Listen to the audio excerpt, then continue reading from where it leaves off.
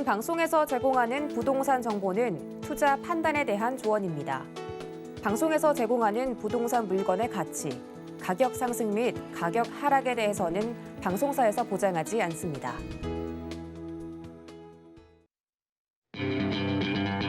안녕하세요. 황금부동산 투자 황부자 진행의 강준입니다. 내년 대선을 앞두고 성남시 대장동 개발사업 특혜와 관련된 의혹들이 초미의 관심사로 떠오르고 있습니다. 성공적인 개발이익 환수 사업으로 평가받던 대장지구 개발 사업의 배당 수익이 천문학적인 숫자로 밝혀지면서 지나치게 많은 개발이익 비판 여론이 좀 들끓고 있는데요. 그래서 오늘 황부자에서는 많은 분들이 좀 궁금해하실 만한 부동산 개발 사업에 대한 강의 준비했습니다.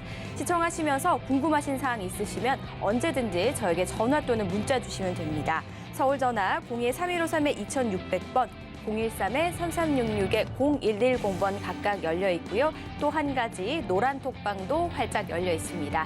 지금 화면 하단에 나가고 있는 QR코드 찍어서 바로 입장해 주시기 바랄게요.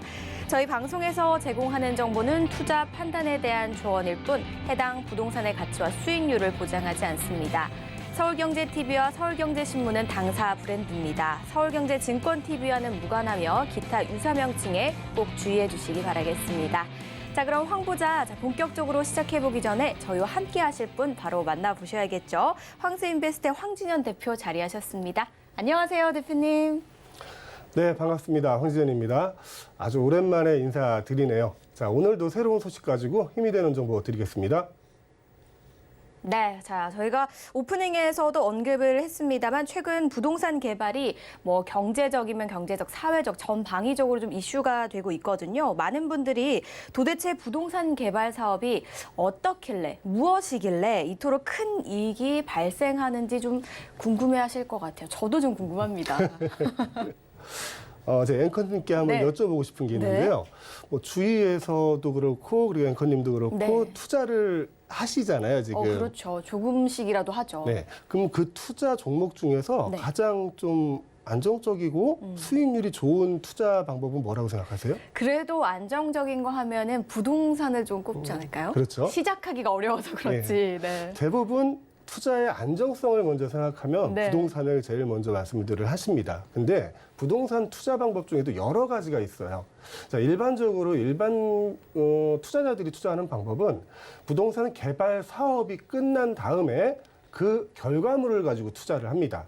자, 아파트를 짓든 오피스텔을 짓든 그 결과물, 그 건물이 나온 상태에서 그걸 분양을 받거나 매매를 하면서 그 나중에 양도 차익을 가지고 부동산 투자 수익을 내게 되죠. 하지만 이 부동산 개발 사업이라는 것 그 자체만으로도 엄청난 수익률을 가질 수 있는 사업이거든요. 그 내용을 한번 보시죠. 자, 수익률이 높은 사업이냐 무엇이냐 물어보면은 한국의 대표적인 고수익 사업은 바로 부동산 개발 사업이다. 라고 어떤 사람들은 얘기합니다. 자, 어떤 사람이냐면요. 부동산 개발 사업의 사업 구조나 수익 구조를 아는 사람, 즉 시행이라고 얘기를 하죠. 우리가 뭐 어디 건물 짓거나 이렇게 펜스 쳐져 있는 거 보면 시행이 있고 시공이 있고 뭐 감리가 있고 이렇게 쫙 써 있어요. 그 중에서 시행을 얘기하는 겁니다. 자, 시행을 아는 사람, 이 사람들은 부동산 개발 사업이 가장 수익률이 높은 사업이다라고 주저없이 얘기를 합니다. 왜냐하면 부동산 개발 사업은 뭐 정확한 수치로 표현하긴 뭐하지만 평균 수익률이 대부분 20% 이상이거든요. 자, 부동산 자체를 가지고 있으면서 수익률을 그만큼 낼 수 있다. 굉장한 메리트를 가지는 사업이죠. 자, 그럼 부동산 개발 사업이 왜 이 정도의 수익률을 가질 수 있는가? 성공하면 수익을 가질 수 있는가에 대해서는 자, 레버리지 효과를 극대화하기 때문이라고 얘기할 수 있어요. 자, 레버리지 효과라고 하면 뭐 다들 아실 거예요. 뭐 지렛대 효과라 그래서 차입금을 가지고 그만큼의 자본 이득을 얻어내는 그런 효과를 얘기하는데, 자, 이 부동산 개발 사업에 대해서는 일반적인 부동산 투자보다 두 가지 더 레버리지 효과를 볼 수가 있습니다. 자, 그 내용을 한번 살펴보시죠. 자, 첫 번째는 자금 차입에 대한 레버리지 효과예요. 자기 자본이 100원이 있다고 가정을 할게요. 내가 100원을 가지고 1년 뒤에 100원의 수익을 냈다 그러면 자기 자본 수익률은 100%입니다. 근데 자기 자본이 30%고 차입금이 70%다. 그리고 똑같이 1년 지난 후에 100원의 이득을 냈다고 하면 자기 자본 이익률은 333%가 됩니다. 굉장히 많이 높아지죠. 자, 그러면서 똑같이 100원을 가지고 사업을 한다면 자기 자본만 가지고 하면 하나밖에 할 수 없는데 그 차입금을 가지고 사업을 하게 되면 3개 또는 4개를 할 수 있어요. 그만큼 수익률을 극대화시킬 수 있겠죠. 자, 이게 첫 번째 자본의 차입금을 가지고 자기 자본 차입금을 가지고 레버리지 효과를 내는 거고요. 두 번째는 이제 PF 대출의 효과라고 보실 수 있습니다. PF 대출은 좀 생소하신 분도 있을 거고요. 들어보신 분들도 있을 거예요. 정식 명칭은 이게 프로젝팅 파이낸셜입니다. 프로젝트 파이낸셜. 자, 어떤 프로젝트에 관해서 대출을 해주는 거예요. 자, PF 자체는 현물에 대해서 현물을 담보를 잡거나 그 가치를 산정해 대출을 해주지 않습니다. 단지 그 프로젝트가 가지고 있는 사업성 그리고 미래에 대해 수익성을 가지고 대출을 해주는 거예요. 그래서 실질적인 토지만 가지고 있는 상태에서 자금 차입을 하는 것보다 그 다음에 건축 과정이라든가 다른 그 운영 자금까지도 대출금에 포함될 수 있는 게 PF 대출입니다. 자, 이거는 다음에 좀 이따 다시 한번 설명드릴게요. 자, 마지막은 이제 선분양에 대한 레버리지 효과입니다. 자, 우리나라는 이게 선분양 제도가 자리 잡은 지가 오래됐죠. 이 선분양 제도는 70년대, 80년대 이제 정부에서 주택 공급을 추진할 때 작은 건설사라든가 큰 건설사들이 자금 유입에 대한 부담을 없애고 많은 양의 주택을 공급하기 위해서 선분양 제도가 실시가 됐어요. 선분양 제도, 후분양 제도 각기 장점과 단점을 가지고 있지만 우리나라는 선분양 제도를 실시하고 있습니다. 선분양 제도 이게 말만 들으면 참 재밌는 거예요. 내가 땅을 가지고 있습니다. 내가 토지만 확보를 해요. 확보를 해놓고 내가 여기다 아파트를 지을 테니 당신이 사세요. 그리고 수분양자한테 얘기를 합니다. 그럼 수분양자는 그럼 제가 살게요. 그래서 계약금 10%를 걸죠. 그리고 중도금 대출을 또 일으킵니다. 중도금 대출이 한 60에서 70% 정도 일으키죠. 그 중도금 대출에 대한 이자도 수분양자가 냅니다. 자, 그러면은 건설을 하는 쪽, 시행을 하는 쪽에서는 토지만 가지고 있으면 분양 계약금 받아서 건축하고요. 중도금 받아서 건축을 합니다. 그리고 그 다음에 분양을 완료를 하면 또 수익금이 남게 되죠. 자, 건설회사 입장, 시행사 입장에서는 굉장히 적은 자금으로 큰 규모의 공사를 할 수 있는 게 선분양 제도의 레버리지 효과예요.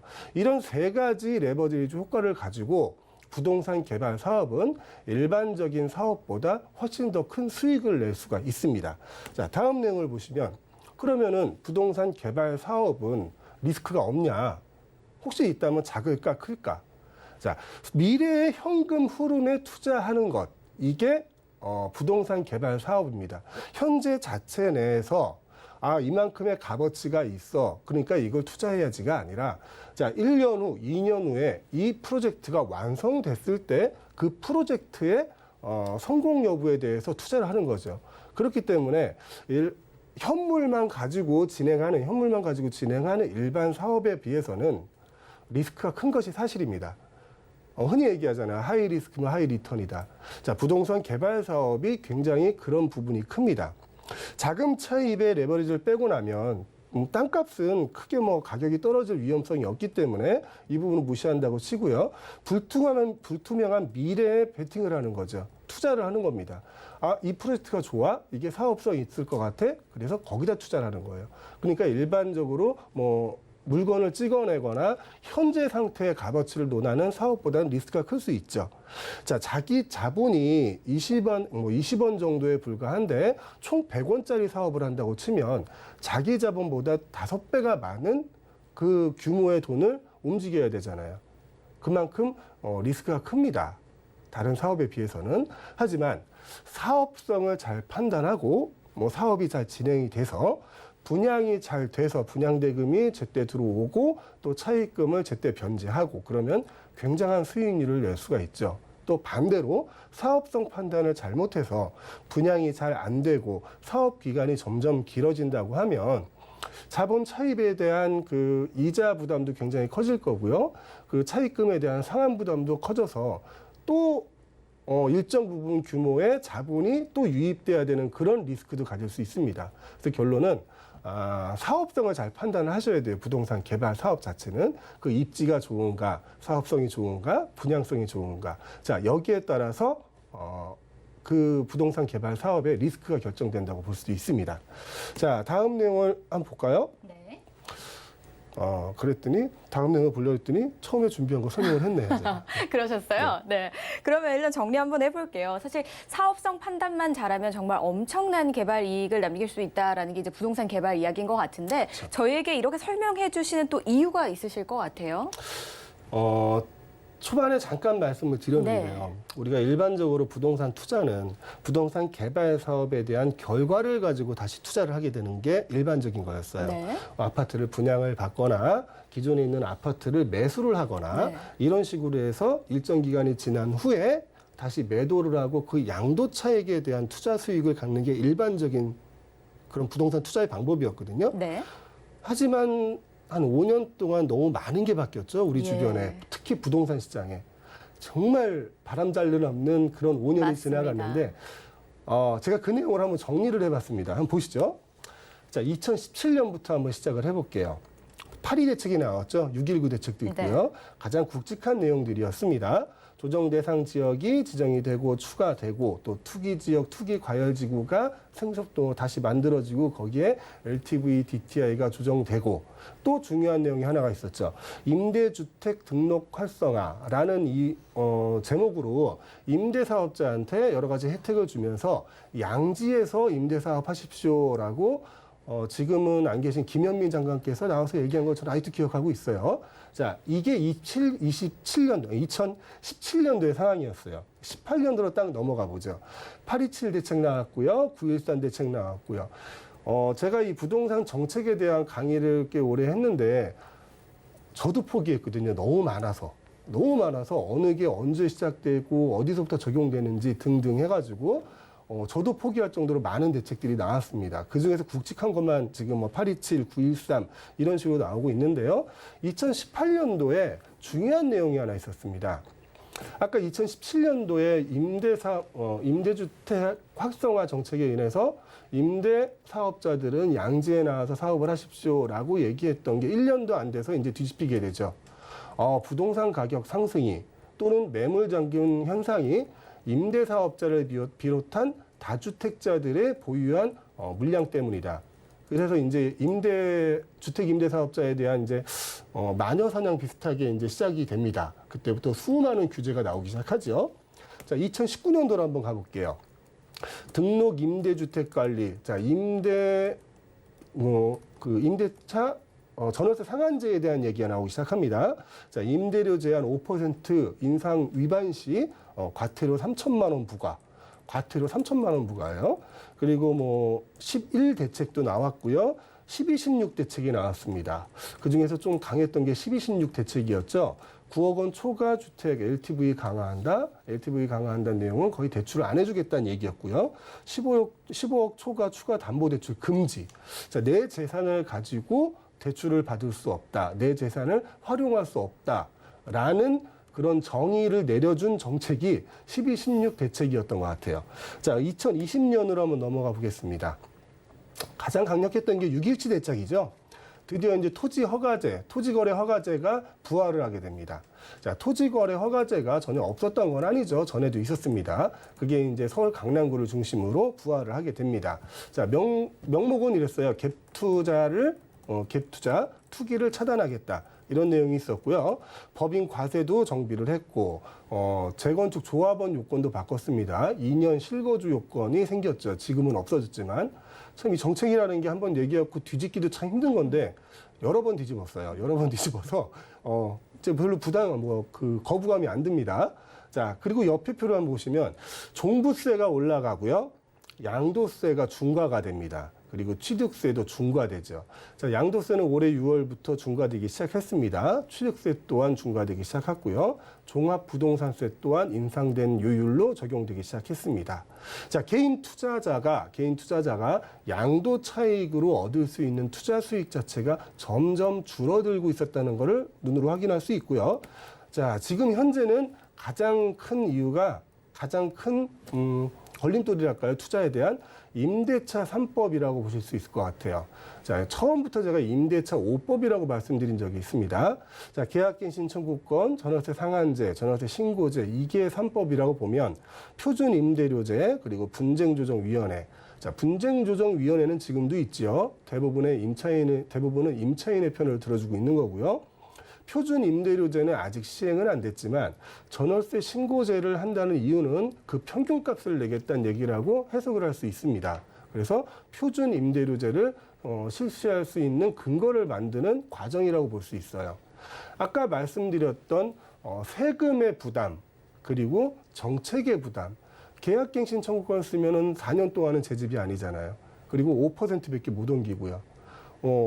일정 금액 이상은 다 신고를 해야 되고, 자, 나의 소득이, 임대소득이, 양도소득이, 지갑을 열면 현금 개수 보이는 것처럼 그렇게 다 보일 수 있다는 거죠.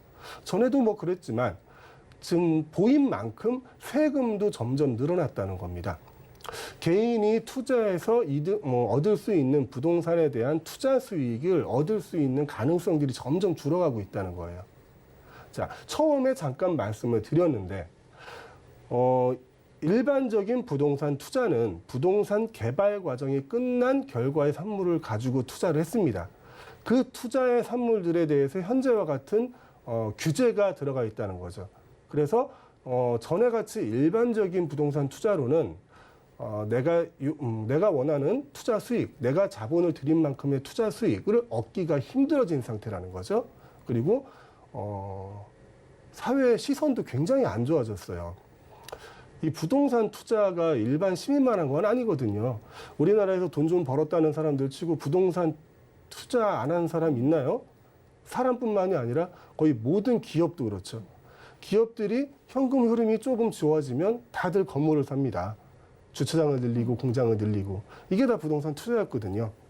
자, 우리나라에서 돈 좀 벌었다는 사람들이 다 했던 부동산 투자가 이제는 죄악시되고 있고, 그 투자 수익을 내기 힘들어지는 상황이 왔기 때문에 제가 오늘 이 말씀을 드리는 겁니다. 부동산 개발 과정이 끝난 상태에서 한 투자는 이제는 실효성이 별로 없다는 거죠. 그래서 부동산 개발 과정 안에, 그 안에서 이루어질 수 있는 투자 방법에 대해서 오늘 제가 소개를 시켜드리려고 앞에부터 길게 설명을 드렸던 겁니다. 네. 자, 2017년부터 이제 쏟아졌던 이 대책들을 저희가 쭉 한번 간략하게 한번 정리를 해봤고요. 그리고 또 중간에 말씀해 주신 게 개인의 이제 투자 가능성이 점점 더 낮아지고 있고 진입장벽이 이제 높아진다 뭐 이런 말씀이신 것 같아요. 그러면서 마지막에 곁들여 주신 게 그 과정 안에서 참여가 돼야 된다라고, 그래서 나오셨다 오늘 이렇게 말씀을 해주셨거든요. 개인이 어떻게 하면 좀 참여를 할 수 있을까요? 이제 부동산 개발 과정은 네. 굉장히 복잡하거든요. 예. 복잡한 법률에 대해서 얽혀 있고, 그 수지 분석도 해야 되고, 건축도 알아야 되고, 모든 과정들이 굉장히 복잡해요. 그렇죠. 하지만 개발 과정을 지금부터 한번 알아보도록 하겠습니다. 네. 그리고 어느 부분에 대해서 개인이 투자에 참여할 수 있는지 그 부분도 한번 알아보려고 해요. 자, 부동산 개발 과정의 처음은 땅입니다. 땅이 있어야지 뭐든지 개발을 하든 계획을 세우든 하겠죠. 자, 땅을 매입을 하거나 그 땅에 대해서 계획을 잡는 것부터 부동산 개발은 시작됩니다. 자, 종류가 몇 개로 좀 나눠질 수 있는데요. 토지 소유주가 직접 개발을 하는 방식도 있어요. 그러면 토지 소유주가 직접 시행을 하는 지주 직접 개발 방식이 될 거고요. 부동산 개발 회사가 그 토지를 매입을 해서 개발하는 방식이 있습니다. 자, 이게 우리가 일반적으로 알고 있는 일반 개발 방식이라고 보시면 되고요. 또 토지 소유주하고 개발회사하고 합작해서 같이 개발 계획을 진행하는 경우가 있습니다. 자, 이거는 지주 공동 개발 방식이라고 얘기를 해요.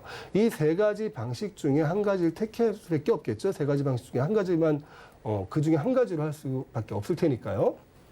자, 여기서 이제 좀 어려운 문제점이 생기는데, 부동산 시행이라는 거는 굉장히 전문적인 지식을 필요로 합니다. 그 땅을 봐서 뭐 도시개발법이나 여러 가지 법률에 맞춰서 어떤 건물을 지을 수 있고 또 건축법도 봐야 되고요. 또 시공할 수 있는 그 단가도 산출할 줄 알아야 되고 얼마에 분양을 해야 되는지 시장 조사도 할 줄 알아야 됩니다. 자, 개인들이 좀 하기는 힘들겠죠. 그리고 개발 사업을 여러 번 진행해 보지 않은 그런 개발 회사들도 쉽지 않습니다. 직접 시행을 하기가. 그래서 이제 나오는 게 부동산 PM이라는 회사예요. 자, 부동산 PM이라는 거는 말 그대로 이제 프로젝트 매니지먼트라고 합니다. 리얼 이스테이트 프로젝트 매니지먼트니까 부동산 관리예요. 부동산에 대한 프로젝트를 관리해 주는 회사입니다. 자, 이거를 우리는 부동산 PM사라고 부르고요. 프로젝트 파이낸싱 아까 잠깐 설명드렸는데, 그리고 에쿼티 자금과 대출이라는 용어도 나옵니다. 자, 부동산 개발 과정에 대해서 꼭 알아야 되고 들을 수밖에 없는 그런 용어들인데요. 이 용어들 좀 설명하면서 개발 과정을 좀 설명을 드릴게요. 자, 먼저 부동산 PM사에 대해서 말씀 좀 드릴 겁니다. 자, 부동산 개발 사업에서 프로젝트 관리회사가 사업자 대신 기획을 하고 설계를 하고 시공, 자금 조달, 분양에서 건물 관리까지. 자, 이게 모두 시행사가 해야 되는 일이거든요. 여기에 또 있습니다. 시행사는 PF도 일으켜야 돼요. 그리고 분양성 조사도 다 해야 됩니다. 모든 부동산 개발 과정의 시작이자 끝은 시행에서 이루어진다고 보시면 돼요. 그러니까 시행에서 모든 계획을 갖고 가야 되는데, 그러려면 굉장히 전문적인 지식과 많은 인력이 좀 필요하겠죠. 그래서 전문적으로 그걸 도와주는 회사, 그걸 부동산 PM사라고 부릅니다. 그리고 이 부동산 PM사에서는 여러 경험 등을 통해서 사업성을 사업의 수익성을 최대화시키는 거죠. 그리고 사업성이 좋은지 안 좋은지도 판단할 수 있고요. 그 사업을 되게 만들어주는 역할을 하는 게 부동산 PM입니다. 자, 요즘은 이제 사업성이 좋거나 입지가 좋은 때는, 좋은 장소에서 이루어지는 사업은 그 자금을 조달하기가 굉장히 쉬워요. 자금을 대주는 곳도 많고. 근데 그것도 부동산 PM사의 역할입니다. 그의 능력인 거죠. 자, 다음은 이제 프로젝트 파이낸싱이란 그 제목을 좀 설명을 드려야 될 것 같아요. 일반적으로 PF 대출이라고 얘기합니다. 누군가 좋은 사업 아이템이 있어요. 아이템이 있는데 가지고 있는 현금이 없습니다. 그래서 투자를 받아야 돼요. 자, 아이템 자체는 현물이 아니잖아요. 현물이 아닌 상태에서 어느 금융회사가 그 아이템 자체를 담보로 잡고 투자를 해주겠습니까? 그런 건 없거든요. 자, 근데 그걸 가능하게 해주는 게 이 프로젝트 파이낸싱이에요. 자, 이 프로젝트 파이낸싱은 현물에 대해서 담보를 가지고 대출해주지 않습니다. 이 사업성, 그리고 미래에 대한 수익성을 가지고 대출을 해주는 거예요. 그리고 이 사업이 진행이 되면 그 이자뿐만이 아니라 그 수익금까지도 어느 정도의 포지션을 가지게 되는 거죠. 그게 PF 대출이고, 투자사는 시행사와 별도로 본 프로젝트만을 위한 SPC라고 그러는데 스페셜 퍼포스 컴퍼니라고 합니다. 특수 목적법이 있는데 이 회사를 세워야 돼요. 그리고 이 회사에서 모든 투자금을 관리를 해야 되고요. 이 회사의 담보나 신용을 근거로 PF 대출을 일으키지는 않습니다. 사업 자체의 성공 가능성, 그리고 사업 자체 입지, 이런 거를 통해서 PF 대출이 이루어지는데, 지금 증권사에서도 하고 저축은행, 1금융권, 2금융권 전부 다 PF를 취급하고 있어서 취급하는 곳이 많아졌습니다. 자, 이 PF의 특징은, 자, 첫 번째, 법이나 경제적으로 독립된 특수회사가 있어야 됩니다. 아까 말씀드린 SPC라고 하는 특수 목적 법인이 있어야 돼요. 이 특수 목적 법인은 개발 사업에서 진행되는 그 개발 사업만을 위한 회사예요.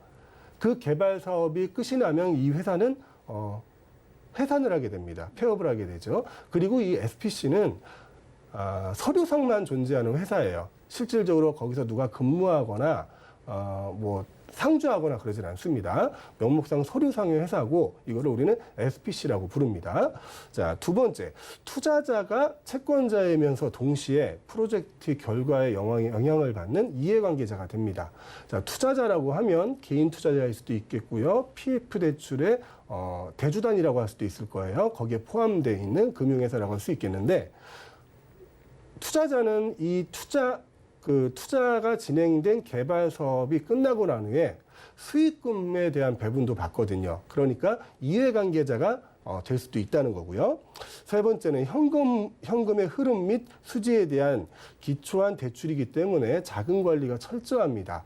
아까 말씀드린 SPC를 통해서만 자금의 유입과 지출이 이루어질 수 있어요. 그 회사를 통해서만. 그러니까 자금의 진행이 굉장히 투명할 수 있겠죠. 그리고 PF 자금은 대부분 규모가 큽니다. 대부분 뭐 100억대 이상, 몇천억대 PF 자금도 나올 수 있고요. 그래서 한 금융기관에서 그 PF 자체를 다 대출해 주긴 힘들어요. 그래서 여러 금융기관이 모여서 대출을 해주는데 그걸 우리는 대주단이라고 얘기를 합니다. 시행사업에 투자금을 조달할 때 기본을 프로젝트 주체에 두지 않고 프로젝트 경제성에 두는 투자 방식입니다. 다시 한번 말씀드리면 현물에 대해서 투자라는 게 PF는 아니에요. 사업성과 그리고 뭐 입지 그리고 나중에 사업이 끝났을 때 수익에 대해서 그걸 담보로 하는 게 PF 대출입니다. 자, 부동산 개발과 관련해서 토지 매입 자금도 대출이 가능합니다. PF 자금으로. 그리고 형식상 수분양자 중도금 대출, 그리고 뭐 부동산 관련한 기성고 대출. 기성고 대출이라는 건 이제 건축하는 과정에 대한 건축비, 공사비를 얘기하는 거예요. 그 몇 프로 정도 공사가 진행이 되면 공사 대금을 지급하고 이런 것 또한 PF 대출에 포함이 됩니다. 자, 부동산 관련 시공사에 대한 대출, 그리고 사업부지 매입에 대한 사업부지 개발에 대한 소요되는 그 비용에 대한 대출들도 전부 다 PF 대출로 가능합니다. 그러니까 실질적으로 보면 PF 대출이 전체 사업비 중에 약 한 70% 이상 정도가 나옵니다. 그러니까 토지가 있다고 하면 토지에 대한 계약금, 잔금, 거기에 뭐 기성고 대출 이것들도 전부 다 PF 대출로 이루어질 수 있다는 거죠. 다만 그만큼 사업성이 좋아야겠죠. 그래야지 금융사도 믿고 투자를 할 테니까요. 자, 다음은 이제 에쿼티 자금과 대출이라는 제목입니다. 자, 에쿼티 자금이라는 내용이 굉장히 좀 생소하게 들리실 수도 있어요. 자, 시행사에서 이제 PF 대출을 신청을 할 때 시행사의 의지는 대부분 이 에쿼티로 판단이 됩니다. 자, 에쿼티는 자기 자본이라고 볼 수 있어요. 자, 본인 투자금이 하나도 없을 경우는 그만큼 사업의 보장도가 낮다는 얘기일 거고요. 책임감도 없어진다는 얘기겠죠. 시행사 쪽에서. 그래서 뭐 1금융이나 뭐 저축은행 같은 경우는 약 20% 정도 그 정도 에쿼티 자금을 요구를 하고요. 또 뭐 증권사나 뭐 이금융권 이런 데 가면 한 5에서 10% 정도의 에쿼티 자금을 요구를 합니다. 총 100억짜리 공사를 진행을 한다고 하면 1금융 쪽으로 가려면 약 20억 원 정도는 내 본인 자금이 있어야 된다는 얘기죠. 그거를 에쿼티 자금으로 에쿼티 자금이다라고 말을 하고요. 이 에쿼티 자금 자체도 사업성이 좋고 입지가 좋다면 PF 대출로 대신할 수도 있습니다. 자, 그리고 일반적인 뭐 자금 대출이 있을 거고요. 자기 자본을 에쿼티라고 표현한다는 것과 일반 개인들이 투자할 수 있는 부분이 바로 이 에쿼티에 대한 부분이라는 거 한번 설명을 드리고 넘어가겠습니다. 자, 그 다음은 이제 시공사 선정을 해야겠죠. 이런 시행에 관해서 뭐 자금 계획이 다 세워졌다면 시공사 선정을 해야 되는데 2019년 기준으로 전문건설업체가 뭐 신고된 것만 약 41,700개입니다. 이 중에서 좀 더 브랜드 이미지가 좋고 시공 능력이 뛰어난 그런 업체들을 선정을 하는 게 사업 성공으로 가는 좀 더 좋은 방법이 되겠죠. 그래서 메이저급 브랜드 같은 경우 흔히 뭐 자이, 힐스테이트 이런 시공사 같은 일군 시공사죠. 일군 시공사 같은 경우는 분양 시기라든가 분양 가격 그리고 홍보, 디자인, 건물 구조까지 이렇게 관여를 해서 시행사에 영향을 주는 부분도 많이 있습니다. 그리고 이제 분양 대행사도 선정을 해야겠죠. 누군가 홍보를 하고 분양을 해야 될 거잖아요. 그래서 분양 대행사를 선정을 합니다. 자, 분양 대행사에 하는 일은 영업해야 되죠. 인터넷 홍보 작업을 하든 길거리에서 부스 작업을 하든 그리고 모델하우스에서 상담을 하든 그래서 계약자들을 계약까지 이끌어내는 것 그리고 중도금 대출까지 자석까지 하게 하는 게 이제 분양 대행사의 역할이라고 할 수 있겠죠. 그다음에 이제 분양 승인이 나고 분양이 시작이 될 거고요. 그리고 건물 준공 완료되고 이후에 뭐 분양자 사전 조사까지 하고요. 자, 이렇게 계속 얘기로만 설명을 드리니까 조금 이해가 잘 안 되실 수 있어요. 그죠? 그래서 제가 도표를 한번 만들어 봤습니다. 자, 이 그림으로 한번 설명을 드릴게요. 맨 위에 이제 시행사가 있습니다. 자, 시행사는 부동산 개발 사업에 대한 모든 과정을 관여를 하고 계획을 하는 곳이라고 말씀드렸고요. 처음 땅 매입, 설계 및 인허가, 그리고 사업 진행에 대한 모든 내용을 계획을 하고 진행을 합니다. 시행사가. 그럼 밑에 보면 이제 서류상 회사라고 나와 있습니다. 가운데. 이게 아까 제가 말씀드린 SPC예요.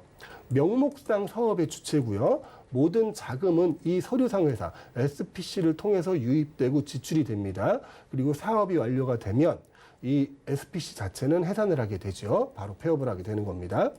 자, 금융사가 옆에 있어요. 금융사는 사업 관리도 하고 중도금 대출도 하고 하지만 가장 중요한 건 이제 PF 대출에서 큰 역할을 하게 되는 거죠. 자, 서류상 회사하고 같이 계약을 맺고 이제 PF 대출을 하게 됩니다. 그래서 담보 설정이 처음엔 이루어지지 않지만 건축물이 올라가게 되면은 담보 설정도 이루어지게 되겠죠. 그래서 금융사를 통해서 대출을 받고 또 그 대출금에 대해 사용에 대해서 감독도 받고요. 그리고 사업이 끝나게 되면 대출금 상환을 하게 됩니다. 자, 그리고 시공사는 건물을 짓는 회사죠. 건축을 하는 회사입니다. 자, 책임 준공은 당연히 있어야 될 것이고요. 지급 보증도 있어야 될 것입니다. 그리고 분양 수익금 관리도 하게 되고 공사 진행을 하면서 이제 공사 대금을 SPC로부터 지급받게 됩니다. 이게 아까 잠깐 설명드렸던 PF 대출의 이제 기성고 대출이라고 보시면 되는데요. 건축하는 과정에 따라서 결제를 받게 되고 대부분은 그게 PF 대출의 기성고 대출로 나오게 됩니다. 그리고 이제 분양자가 있고 뭐 분양을 받으면 분양 대금을 지급을 하면 되겠죠. 자, 이런 모든 과정에 시행사가 주관을 하게 됩니다. 그래서 부동산 개발 사업은 시행사의 역할이 굉장히 크지요. 자, 이렇게 설명을 하면 이게 또 이해를 못 하시는 분들이 많이 계실 거예요. 그래서 요즘 뉴스만 틀면 나오는 그 개발 사업에 대해서 한번 대입을 한번 시켜보고 이해를 좀 쉽게 하기 위해서 한번 대입을 시켜보겠습니다. 네. 자, 이게 대장동 개발 사업인데, 자, 시행사는 지금의 성남도시개발공사가 되겠죠. 자, 이 성남도시개발공사가 시행사가 됩니다. 자, 성남도시개발공사는 이 사업을 진행하기 위해서 아까 말씀드린 SPC를 설립을 합니다. 그게 성남의 뜰이에요. 근데 이 성남의 뜰은 SPC가 아니라 PFV라고 합니다. 프로젝트 파이낸셜 비하이클이라고 해서 좀 중형 이상의 사업들을 진행할 때는 세제 혜택을 받기 위해서 SPC보다는 이제 PFV라는 이런 회사의 형태를 띠는 게 세제 혜택을 많이 받을 수 있거든요. 그래서 규모가 큰 사업들은 PFV를 이용을 합니다. 자, 문제는 이게 이제 성남의 뜰이라는 서류상 회사, 이 회사의 주주가 문제가 되는 거거든요. 그래서 이 성남의 뜰에 대해서 주주가 어떻게 구성이 되어 있는지 한번 살펴보겠습니다. 일단 성남도시개발공사가 성남의 뜰의 50% 거기에 한 주를 더 가지고 있습니다. 그러니까 대주주란 얘기죠. 사업을 실제 진행할 수 있는 권리를 가지고 있는 회사라고 봐야죠. 자, 성남도시개발공사가 50% 그리고 플러스 한 주를 가지고 있고요. 요즘 한참 TV만 틀면 나오는 이름들이죠. 자, 화천대유라는 회사가 나옵니다. 이 화천대유는 AMC라고 해서 자산관리회사예요. 자산관리회사가 이 성남의 뜰의 1%의 지분을 가지고 있습니다. 또 유명한 사람들이죠. 천화동인이라는 개인 투자자가 있습니다. 개인 투자자가 이 성남의 뜰의 6% 정도의 지분을 가지고 있고요. 나머지 43% 정도는 여러 금융사가 지분을 가지고 있습니다.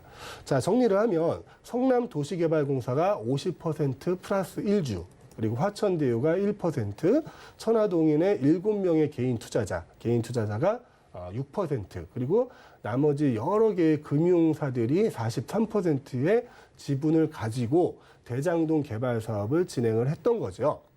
자, 여기서 내가 중요하게 보셔야 될 게, 자, 이 성남의 뜰이라는 이 PFV 회사에 천화동인이라는 개인 투자자가 들어갔다는 겁니다. 제가 아까 말씀드린, 모든 부동산 개발 과정이 끝난 산물을 가지고 투자를 하는 게 일반적인 부동산 투자 방법이었는데, 지금 이 대장동 개발 사업처럼 개인 투자자가 부동산 개발 사업 자체 내에 투자를 할 수 있다는 거죠. 자, 이게 정보가 많이 공유가 안 되고, 좀 복잡한 거를 싫어하시는 분들이 많으셔서 이쪽에 투자를 많이 안 하셨는데, 실질적으로, 이 부동산 개발 사업 자체 내에 투자를 하신 분들이 굉장히 많이 있었습니다. 자, 이걸 설명드리기 위해서, 천화동인 개인 투자자가 성남의 뜰에 이 정도의 지분을 투자해서 엄청난 투자 수익을 가지고 갔죠. 뭐 정확히 얘기하면 3억 정도 투자해서 한 3,500억 정도 가져간 것 같은데요. 한 3년 사이로. 이래서 좀 말들이 많았던 거죠.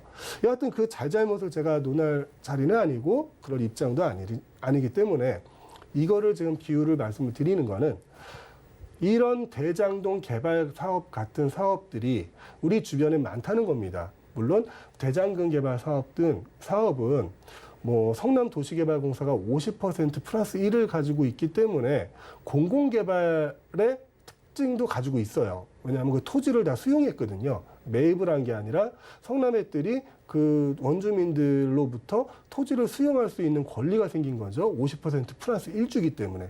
자, 이런 개발 사업, 이런 큰 규모의 사업이 아니라 우리가 주위에서 보면 어느 순간 보면 이제 맨 땅이었는데 펜스가 쳐지고 거기에 뭐 아파트가 올라가고 오피스텔이 올라가고 어디는 상가가 지어지고 어디는 빌라가 지어지고, 자, 이런 사업들도 모두 부동산 개발 사업이라는 겁니다. 그러니까 부동산 개발 사업들, 그 작은 개발 사업들에도 개인 투자자들이 투자할 여력이 충분히 있다, 투자할 수 있는 방법이 충분히 있다라는 거를 설명드리려고 제가 오늘 이게 대장동 개발 계획까지 가져와서 네. 열심히 한번 설명드려 왔습니다. 네, 이렇게 좀 예시를 들어서 설명을 해주시니까 훨씬 더 이해가 잘 되는 것 같고 귀에 좀 쏙쏙 들어오는 것 같은데요. 정말 많은 자금과 이제 많은 회사들이 참여를 하지만 어찌됐든 이제 개발의 시작과 끝은 시행이 중요한 것 같고요. 그리고 그 과정에서 개인이 충분히 투자할 수 있는 과정도 있는 것 같은데 굉장히 이 부분이 좀 어려운 부분이고 관건인 것 같아요. 어떤 시기에 어떻게 좀 투자를 하면 좋을까요? 그렇죠. 이 부분이 중요할 것 같아요. 그게 제일 중요하죠. 네. 일단 사업이 시작이 되고 어느 정도 진행이 된 다음에는 그 전에 이제 자금 조달 계획이 다 짜여져 있기 때문에 개인이 투자할 수 있는 그런 부분들이 없거든요. 네. 그리고 그 자금 조달 계획이 짜여져 있지 않은 상태는 그 사업이 진행이 되지 않겠죠. 자, 그래서 부동산 개발 과정 흐름도를 한번 준비해 봤습니다. 자, 먼저 기획 단계가 있어요. 토지를 접수하고 분석을 하고 또 개발 컨셉도 잡습니다. 이것도 시행사에서 하는 일이죠. 그 다음에 이제 사업화 단계가 있습니다. 사업 아이템을 결정을 합니다. 아, 이 땅에는 뭐를 지을 수 있을까? 이 땅에는 어떤 걸 해야지 사업이 분양이 잘 될 수 있을까? 그리고 사업 규모도 결정을 합니다. 아, 여기에는 건폐율이 얼마고 용적률이 얼마니까 몇 층짜리에 몇 세대를 짓겠다, 몇 호를 짓겠다, 이런 규모도 결정을 하고요. 사업 방법도 결정을 합니다. 제가 처음에 말씀드렸던 시 매입을 해서 할 것인지 지주와 공동으로 할 것인지 등등 이런 것을 결정을 하고요. 자금 조달 방법도 결정을 합니다. 자, PF 대출은 거의 이 상황에서 결정이 나야 되는 거예요. 이 상황에서 결정이 안 나면 사업 진행이 잘 안 되는 겁니다. 그리고 사업 타당성 검토도 하고요. 사업 계획서 수립도 합니다. 자, 자금 조달 계획을 결정할 때 아까 설명드렸던 에쿼티가 발생하는 시점인데요. 에쿼티라는 거는 자기 자본이라고 아까 설명을 드렸습니다. 내 땅, 총 100억짜리 공사를 진행한다. 그러면 최소한 50억 정도의 에쿼티는 가지고 있어야 진행이 가능하다라고 이렇게 말씀을 드렸는데, 그 에쿼티가 발생하는 시점, 그 에쿼티에 개인들은 투자를 하는 겁니다. 그리고 에쿼티 자체는 개발 사업이 완료된 후에 수익금을 갖는 거기 때문에 시행사하고 거의 같은 위험 부담을 가질 수 있다라고 설명드릴 수도 있어요. 에쿼티에 대한 투자를 진행을 하시게 되면요. 하지만 이 에쿼티에 대해서는, 특히 이게 부동산 개발 사업에 대해서는 일반적으로 우리가 금융기관이나 다른 곳에 투자해서 얻을 수 있는 이자라 그러죠. 수익 이자에 대한 부분도 상당히 높고, 또 뭐 리워드라고 표현을 하는데 확정 수익까지 어느 정도 정해놓고 하기 때문에 그 개발 과정 결론이 났을 때 수익률은 일반 사업의 수익률보다 훨씬 상회한다는 게 일반적인 상식이고요. 자, 그다음에 이제 실행 단계입니다. 사업 계획을 확정을 하고요. 설계를 하고 인허가를 받고 그리고 시공하고 분양을 하죠. 자, 이 과정이 좀 시간이 좀 오래 걸리는 과정입니다. 아파트 같은 경우는 평균 한 2년에서 3년 정도를 보고요. 오피스텔, 뭐 빌라 이 정도는 한 1년 그리고 길면 2년 정도 시간이 지나간다고 보면 됩니다. 그리고 완성 단계 준공 및 입주를 하게 되고 정산을 하게 됩니다. 자, 이 정산이라는 과정에서 아까 말씀드린 SPC가 회산을 하게 되는 거죠. 이 사업화 단계, 실행 단계에서는 모든 자금의 흐름과 그러니까 유입과 지출이 SPC를 통해서 이루어지는 거고요. 그리고 완성 단계 정산을 할 때 정산을 하고 그 특수목적 법인의 FPC는 없어지게 되는 겁니다.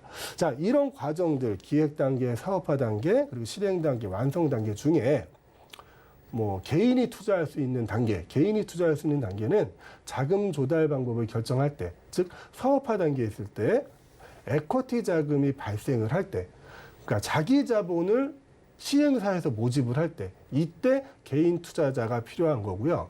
그 개인 투자자들에 대해서는 그 시행사가 그 투자금에 대한 뭐 담보 방법이라든가 투자 수익금이라든가 이런 개별 조건들을 뭐 따로 계약을 하게 되겠죠. 뭐 이 방송에서 다 설명을 드릴 수는 없으니까 뭐 세미나 자리에 오시면 제가 다시 한번 자세히 한번 설명을 드리겠습니다. 일단 에쿼티가 발생하는 사업화 단계에서 개인들이 투자할 수 있는 기회가 열려 있다는 거 다시 한번 말씀드릴게요. 네, 부동산 개발 과정 중에 이제 개인이 어떻게 어느 시점에 이제 들어갈 수 있느냐에 대해서 좀 설명을 해주셨습니다. 이런 부분 좀 잘 살펴보시고요. 저희가 아무래도 방송 또 시간이 있다 보니까 많은 내용을 담기가 어렵습니다. 그래서 자세한 이야기 나누실 수 있는 자리가 있다고 해서 바로 안내해드릴게요. 부동산 개발 사업 투자 방법에 대한 강연이 열립니다. 매주 수요일과 일요일 오후 2시부터 진행이 되고요. 장소는 서울시 강남구 삼성동 인근입니다. 전화 예약 필수라고 하니까요. 화면을 통해 나가고 있는 번호로 예약 후에 참석해 주시기 바랍니다.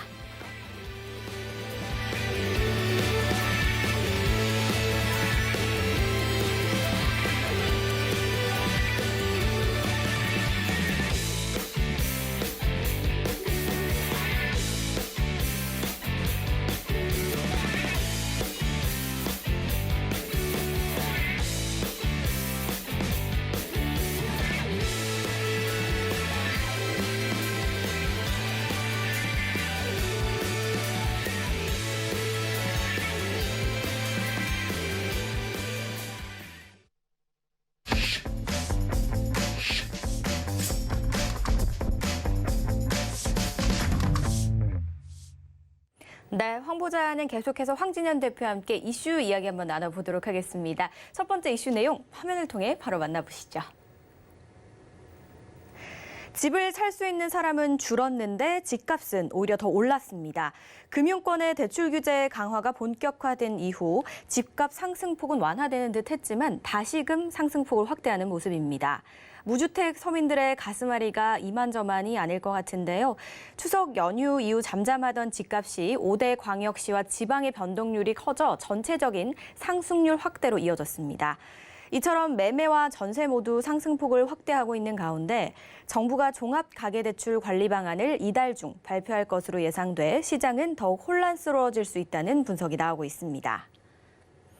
네, 대표님, 요즘 이 대출 규제에 대해서 사실 조금 시끄럽기는 했었어요. 그런데 또 집값도 약간 주춤하는 것 같더니 다시 이제 상승할 조짐을 보이고 있다, 뭐 이런 얘기도 들려오고 있어요. 네. 참 난제 중에 난제인 것 같은데 어떻게 보시나요?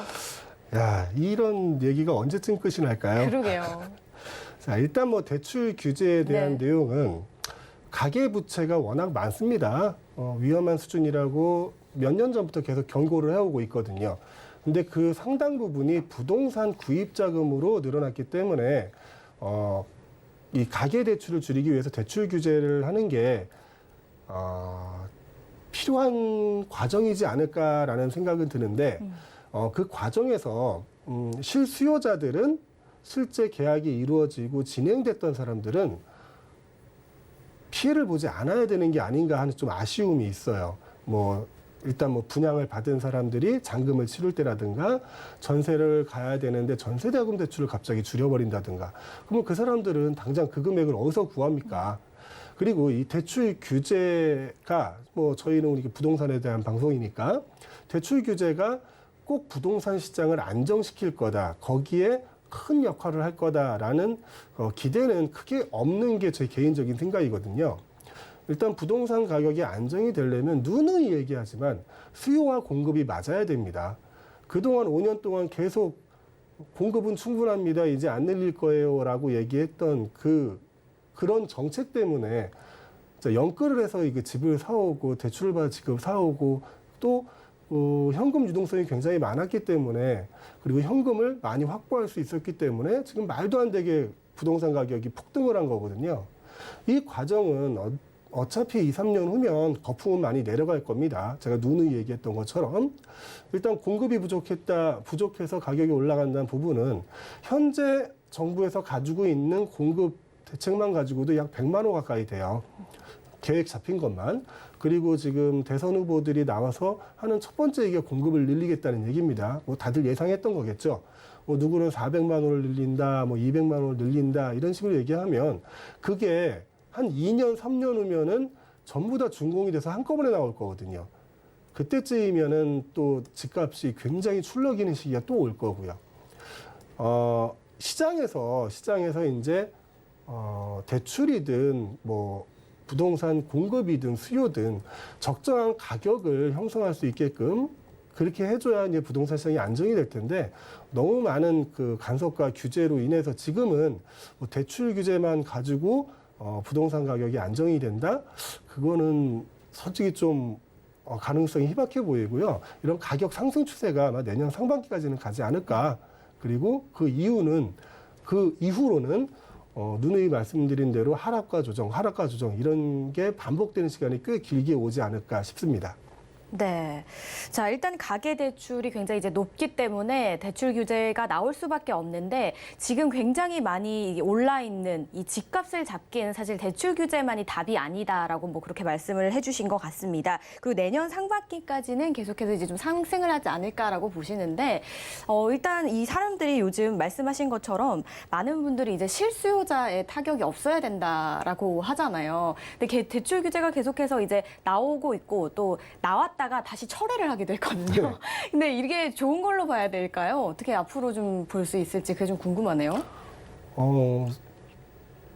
참 뭐라고 얘기하고 싶은데 네. 얘기하고 싶은데 쉽게 이게 말씀을 할 수 없는 그런 상황이시군요. 실수요자를 네. 위해서 전세자금 대출에 대한 규제는 하지 않겠다. 네. 자, 전세자금에 대한 규제를 하겠다라고 발표한 지 일주일 만에 또 바꾼 거죠. 네. 아까도 잠깐 말씀드렸는데 워낙에 정책이 많이 바뀌다 보니까 이제 그게 생소하게 느껴지지도 않아요. 하지만 정책을 발표할 때 그 생각을 못 했을까요? 그 전문가라는 분들이 네. 갑자기 전세 대출을 줄여버리고 부동산 담보 대출을 줄여버리고 DSR을 조기에 정착하겠다고 땡겨버리면 2, 3년 후를 보고 준비를 하는 게 부동산 그 시장인데 2, 3년 후를 보고 준비한 사람들은 당장 어떻게 하라는 건지 이거는 일반적으로 생각해도 바로 알 수 있는 내용이잖아요. 근데 그 정책을 입안하신 분들, 만드신 분들은 왜 그걸 몰랐을까? 알면서도 묵인했을까 하는 좀 약간의 의구심이 들고요. 네. 조금 더 좀 진지하게 생각하고 정책을 좀 추진했으면 하는 바람이 있습니다. 네. 자, 일단은 내년 상반기까지는 아무래도 상승을 보이지만 그 이후부터는 이제 하락 보합을 좀 반복하지 않을까라고 조심스럽게 예측은 해주셨습니다만 앞으로 부동산 시장이 이제 어떻게 흘러갈지는 저희가 계속해서 좀 잘 지켜봐야 될 것 같다라는 생각이 듭니다. 자, 궁금하신 사항은 전화, 문자 열려 있으니까요. 많은 연락 주시고요. 오늘 황진현 대표와 함께 다양한 이야기 나눠봤습니다. 저희 앞서서 만나보신 내용 다시 한번 또 정리를 해드릴게요. 자, 그 전에 먼저 우리 대표님 한번 인사드려야겠죠? 감사합니다. 네, 오늘 만나보신 내용 다시 한번 정리해드릴게요.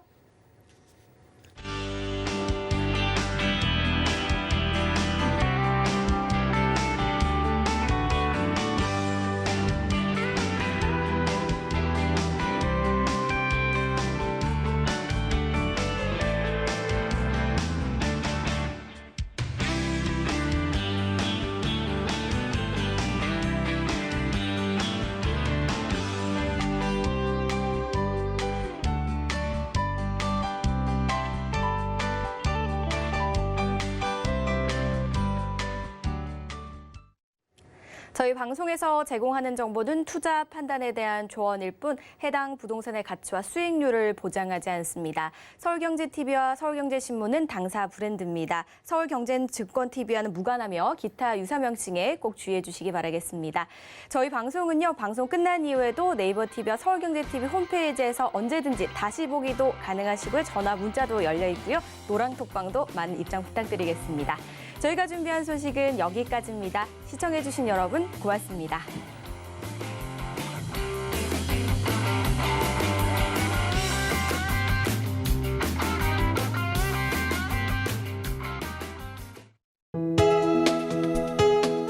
본 방송에서 제공하는 부동산 정보는 투자 판단에 대한 조언입니다. 방송에서 제공하는 부동산 물건의 가치, 가격 상승 및 가격 하락에 대해서는 방송사에서 보장하지 않습니다.